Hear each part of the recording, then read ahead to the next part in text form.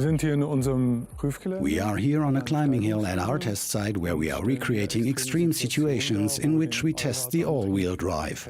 Having already carried out the tuning, defined the locking values and done the road testing with regards to handling, we also need to check whether the part also holds up in extreme customer situations. We take the vehicle with the most powerful engine variant, the greatest output and the most torque. We take tires with the largest rims and the least rubber so that it contains few damping elements. We drive in the sharpest drive select mode and disable the ESC completely. Put simply, we always want to cover the absolute worst-case scenario in our testing. Therefore, first we measure the weight including the driver and then we load the car up to the permissible gross vehicle weight. In this case, we have loaded it with 25 sacks weighing 20 kilograms each.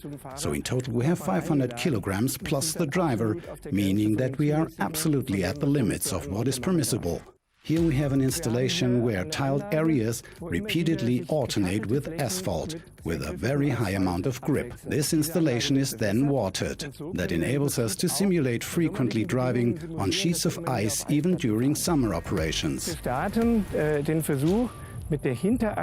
We start the test with the rear axle on tiles and the front axle on rough asphalt. And then we perform launch control drives in order to subject the rear axle to the maximum load.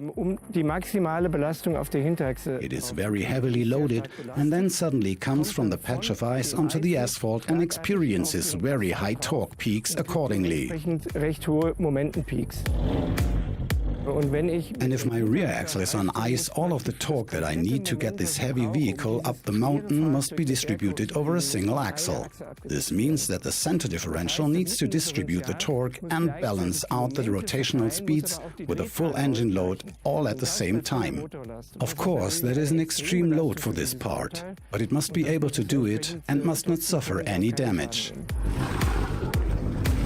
To conclude the test, we then drive over the entire patchwork quilt of ice and asphalt with full load acceleration. That results in very heavy impacts throughout the powertrain. But no damage is permissible there either.